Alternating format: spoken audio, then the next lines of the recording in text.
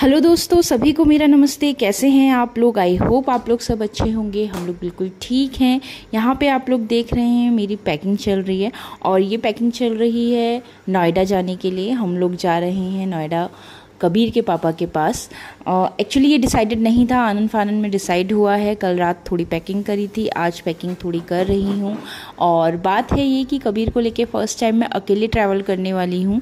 हमारी ट्रेन है 11:30 बजे की यहाँ टनकपुर से फॉर दिल्ली। तो वही है, उसको लेके अकेले ट्रैवल करने वाली हूँ। समझ में नहीं आ रहा कैसे सब मैनेज होगा। बहुत चैलेंजिंग होने वाला है, मुझे पता है, बट करना तो है ही, क्या कर सकते हैं। मुझे पता है बहुत डर लग रहा है, बहुत डर लग रहा है। मेरा लड़का बहुत शैतान है। तो ऑलमोस्ट मेरी पैकिंग होने ही वाली है, बस ये लास्ट है। बाकी ये कपड़े निकाल के मैंने रखे हैं जो हम लोग जाते टाइम पहनने वाले हैं। ये कबीर के हैं, ये मेरे हैं। और चलो चलते हैं किचन की साइड। हाँ, मैंने आप लोग को बताया नहीं, मेरी दादी आई हुई हैं जो कल रात ही आई है और इन्हें पता नहीं था मैं जा रही हूँ। और इन्हें जैसे पता चला वो मिलने आ गई और अपने एज यूजुअल काम बर्तन में लग गई हैं। ये आलू है, ये मैंने रास्ते के लिए आलू पराठे बनाने वाली हूँ, उसके लिए मैंने छिलके रखे हैं। बाकी चाय भी हो गई थी तो पी लेते हैं। यस मम्मा। यहाँ पे चाय छानते हुए मैं ये सोच रही थी ना कि एटलीस्ट एक चाय तो मैं सुकून वाली पी लूँ, क्योंकि एक बार मैं ट्रेन पे चढ़ गई तो ना मुझे ढंग की वहाँ चाय मिलने वाली है और ना ही मेरा लड़का सुकून से पीने देने वाला है मिश्री वाली चाय। और मैं अपनी चाय में डालूँगी चीनी, आधा चम्मच चीनी।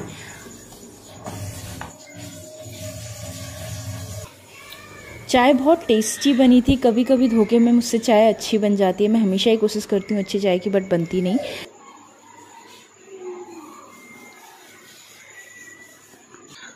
दोस्तों ऑलमोस्ट सब हो गया है, पैकिंग कंप्लीट हो गई है मेरी। और अभी बस हम लोग ने चेंज करना है। रास्ते के लिए मैंने बना लिया है खाना और बस कबीर को रेडी करती हूँ, खुद रेडी होती हूँ, फाइनल जो सामान है बाहर निकालती हूँ, फिर आप लोग से मिलते हैं। अमा ये स्कूटी ढक दो, तो ये स्कूटी ढकने वाला है। अमा ये स्कूटी ढक दो, फिर इससे ईंट रख देना। 2-4 खिलौने लेने दो, लाने दो। टुक टुक लेने के लिए रोड पे सामान जाना है। टुक टुक में हम लोग स्टेशन तक टुक टुक में जाएंगे। बहुत तेज़ धूप है, बहुत हालत ख़राब है यार। कहीं भी ट्रैवल करना हो तो या तो सुबह निकल जाओ या शाम को ही निकलो। ये बीच दिन दोपहरी में निकलना वाला ना बड़ा बेकार सीन है। मैं आगे भी पछताने वाली हूँ, मैं बहुत पछताई हूँ दिन के ट्रैवल में। और मैंने डिसाइड किया है कि अब से मैं रात में ही ट्रैवल करूँगी, ख़ास करके कबीर के साथ, ताकि वो सो जाए रात के ट्रैवल में और मैं सुकून से रह सकूँ। तो ये चली हमारी टुक टुक की सवारी रेलवे स्टेशन तक। मम्मी भी आई हैं हमें ड्रॉप करने के लिए। मम्मी स्कूटी में हैं और आमा में और कबीर जा रहे हैं टुक टुक में। फाइनली रेलवे स्टेशन हम लोग पहुंच गए हैं। मेरी शक्ल देख के आप लोग अंदाज़ा लगा सकते हैं क्या थकेली पकेली रट सी शक्ल हो रही है मेरी। एक्चुअली रीज़न ये है कि मैं मट्ठे का डब्बा घर ही भूल गई थी फ्रिज के अंदर और मैं उसको वापस गई लेने के लिए। सिर्फ 20 मिनट मेरे पास थे। मम्मी की स्कूटी लेके मैं फटफट से गई घर पे, वहाँ से मट्ठे का डब्बा उठाया और वापस आई हूँ रेलवे स्टेशन। तो ये हालात मेरे हो गए थे।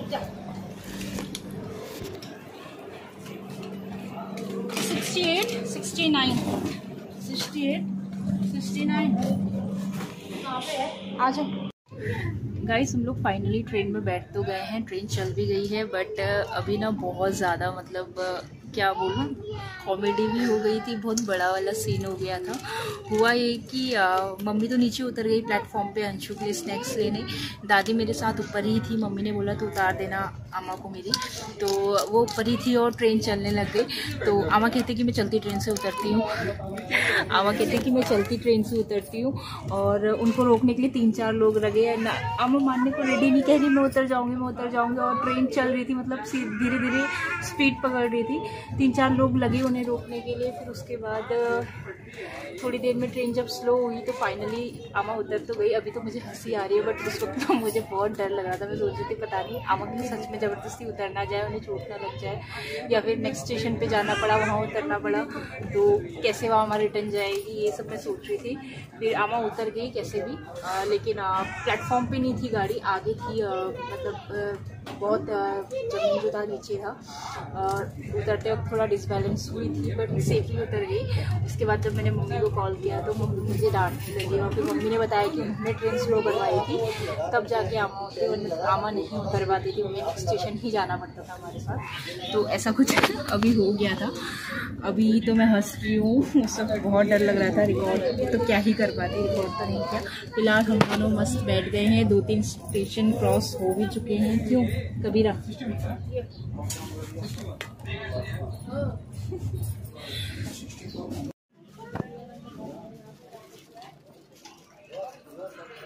देर पहले कितना शांत बैठा था ना ये, अब देखो इसकी हरकतें शुरू हो गई हैं। रिचार्ज हो चुका है ये, इसने थोड़ा सा फ्रूटी लिया, थोड़ा स्नैक खाया, अब रिचार्ज हो गया। अब बस पूरे ट्रेन में मस्ती करेगा, और इतनी मस्ती करता है ना, सीट पे तो कभी बैठता ही नहीं है। संदीप ने 2 सीट हम दोनों के लिए करवाई हैं ट्रेन में, बट ये बैठने वाला है नहीं उस सीट पे, अभी तो खड़ा है फ़िलहाल। बट ये पूरा ट्रेन का डब्बा एक करने वाला है, मुझे पता है, और मुझे इसके पीछे पीछे भागना पड़ेगा। नीचे नहीं जाना है, वो गिर जाएगा, मट्ठा गिर जाएगा, मट्ठा है उसमें। इधर बैठो, ऊपर बैठो। अरे क्या हुआ? अच्छे से क्या करना है फिर? मैं नीचे उतार दूंगी ट्रेन से तुझे।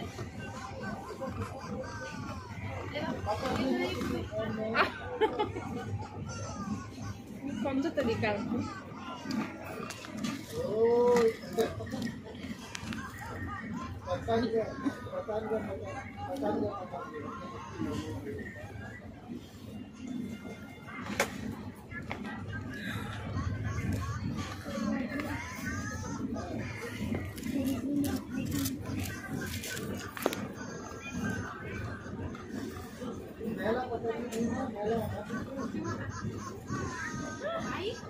तो देखो सब कैप्चर हो रहा है।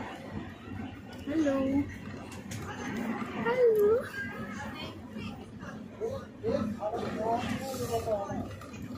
लग जाएगी क्लचर से मम्मा की।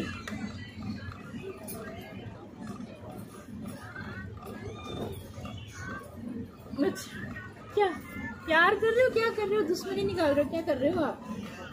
हाँ ये कौन सा तरीका, ये कौन सा तरीका प्यार करने का? मार रहा है तो मुझे प्यार कर रहा है। और ज्यादा एक्साइटेड हो गया क्या? बैठ जा।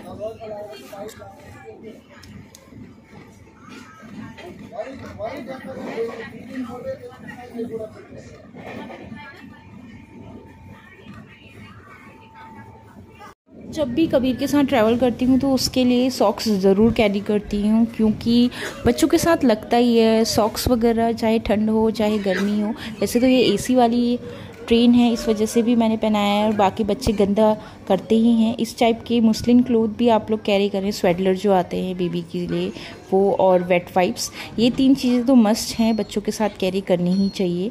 बहुत ही कंफर्टेबल रहता है ट्रैवलिंग में, इन सबको लेके चलना। मैस होता है तो वो साफ़ करने के लिए वाइप्स तो चाहिए ही चाहिए। बाकी इस टाइप का एक बैग मैं कैरी करती हूँ जिसमें कबीर का सारा स्नैक्स हैं, टॉयज़ हैं। वो तो खैर मेरा मट्ठे का डब्बा है, जिसके चलते आज बहुत लेट हो गया था। आमा गिर गई थी, छूट गई थी आमा।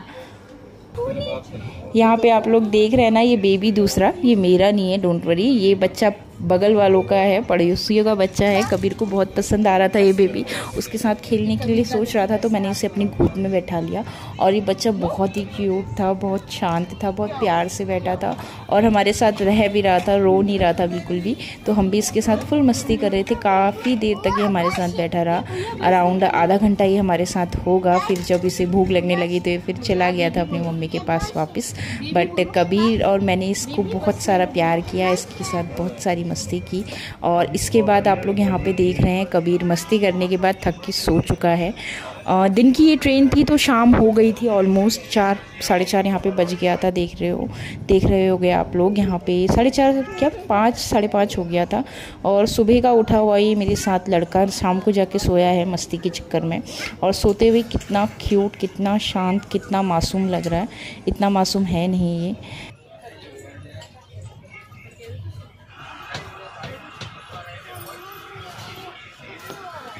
फाइनली दोस्तों शाम हो गई है, कितना 6:30 अराउंड हो रहा है, 7 बज गए हैं और अराउंड 8:45 की इसकी अराइवल है गाज़ियाबाद की। हम लोग गाज़ियाबाद उतरेंगे। पता नहीं मेरी आवाज़ आ रही है। हम लोग गाज़ियाबाद उतरेंगे 8:45 की अराइवल है, बट इंडियन रेलवे के लिए तो हो गया। कबीर महाराज भी उठ ही गए हैं। मैं सोई नहीं हूँ, मतलब सो नहीं पाई हूँ। जब मुझे नींद आई थी तो मैं सो नहीं पाई, और जब ये सोया हुआ था तो गोद पे ही सोया था। कोई फ़ायदा हुआ नहीं गोद करने का, सोना इसने मेरी गोद में था। बट ऐसा नहीं है, थोड़ा कम्फर्टेबल तो हुआ। एक सीट में तो नहीं, 9 घंटा हम लोग ट्रैवल कर सकते थे। अभी बस 7 बज रहे हैं, तो 9 बजे 2 घंटे में हम लोग पहुँच जाएँगे। फिर संदीप आने वाले हैं रिसीव करने के लिए।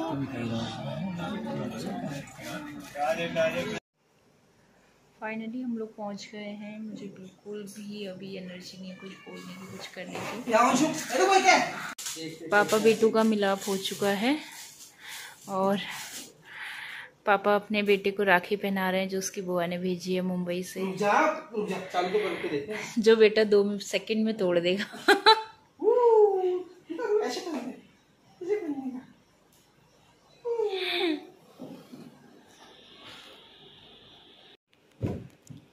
और ये रही मेरी राखी।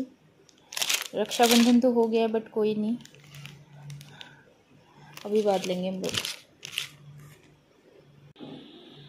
वाओ, सो नाइस, है ना? राखी कितनी प्यारी है भाई। चलिए गाइज, इसी के साथ मैं आज के व्लॉग का एंड करती हूँ। आपसे नेक्स्ट व्लॉग में मुलाकात होगी। तब तक अपना ख्याल रखिएगा। Take care, bye.